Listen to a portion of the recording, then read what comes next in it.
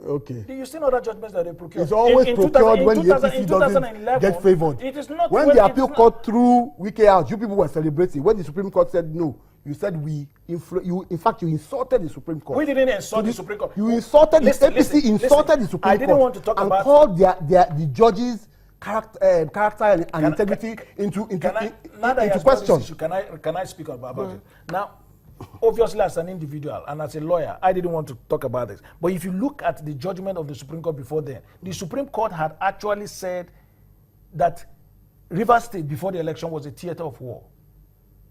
I don't know what changed between few days from the election to the day of the election. Now, that's by the way. Now, when you're evaluating the credibility of an election, there are two elements, two limbs to that angle. It is one, it has to be free, and two, it has to be fair. Fair is when you begin to talk about substantial non-compliance and all of that. Correct. Free is when you have to talk about violence and non-violence in the election. Now, the Supreme Court, in an earlier judgment of Wike against Dakuku, had ruled that Rivers State was a theater of war, and they were trying to justify why that matter was moved from Rivers State to Port Harcourt. Now, after giving that judgment, what else? So, if you consider the aspect of non-compliance, that's another angle that I wanted to talk about here to curb violence. It's for the Supreme, it's for the court. I'm not a lawyer, but I know that the issue of non-compliance also looks at the only element of credibility of election. If the non-compliance will affect the result of the election, non-compliance goes to fairness. If it doesn't, then it violence goes to free. Yes, but the law it is to the extent that it affects the outcome of the election. It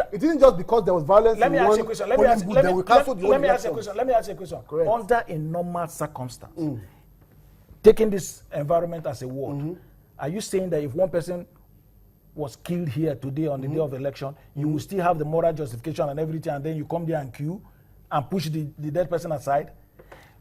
Out of 20 local governments that were contested in that petition, soldiers, policemen, DSS members who were in charge of the security of the election came there.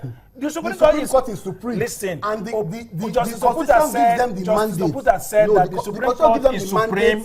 It's final because they are final. Exactly. It's not because they are infallible. Exactly. It is not because they are infallible.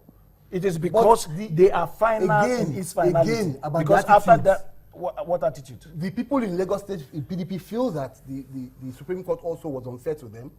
They didn't make too much of a noise about it. They complained for it quietly and they left it. And other places where the Supreme Court ruled. But the only places where the APC was in contention.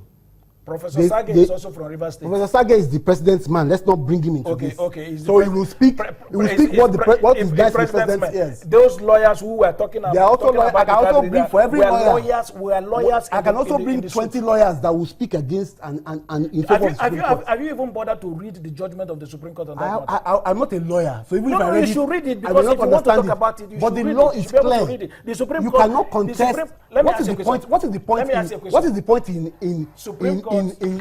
inflaming this situation? The Supreme Court has ruled. Let everybody move on. Supreme Court has ruled. We have moved on. You have not moved on. You are still raising the issues as if you want to go to. Like I always say, if this fails, they will go to God and ask him for a judgment. The Supreme Court has ruled. So leave the matter alone. Supreme Court has and ruled. Let everybody. We have left the matter. Okay. We have gone for another phase, which is the. You will go back and watch again. All right, gentlemen.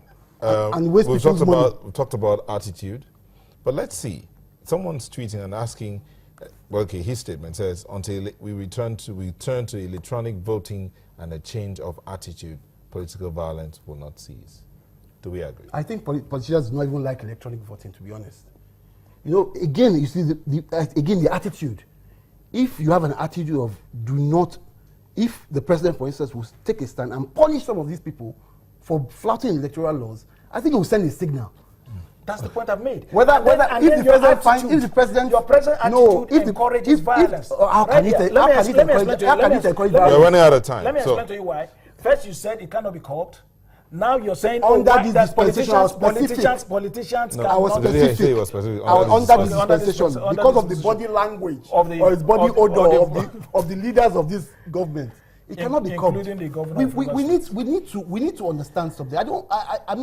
I hate violence, and think about it. I always tell people when I go to Rivers, I don't go to Rivers. You'll be killed. I said no, I'm going to go, and I drove around on the day before the elections. to show people around the world, not just in Nigeria, that there was nobody shooting. Do you have any video of you driving around? I have pictures. You can go to my Facebook No, you page don't and have. check. You don't I have. have. You don't have. Go to my Facebook name. Go and check. If you went I went around. Facebook, I went around you will the see Port Harcourt. pictures. You want to give us your Facebook name I on will live give you. TV? No, I won't. I don't want All right, my all right, Facebook to go gentlemen, down. we have to go. Your closing statement. We're closing now. You open first, so you close first. Yes. I believe that election violence can be called.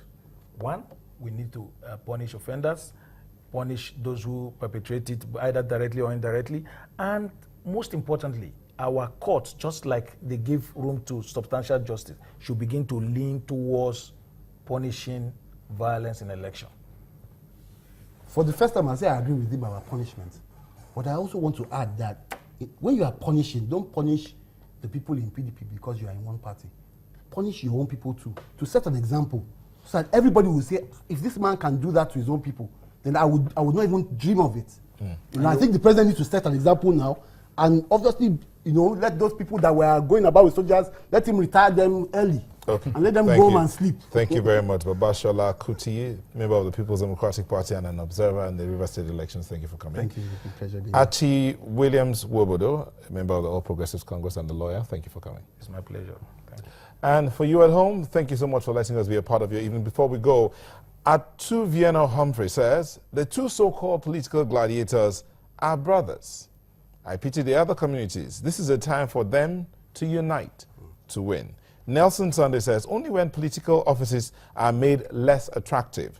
Onogu Galactica says, as long as INEC remains the willing tool of the ruling party, we cannot have elections free of violence. And finally, New Nigeria says, I am waiting for political offices to be made unattractive for us to settle this electoral violence matter.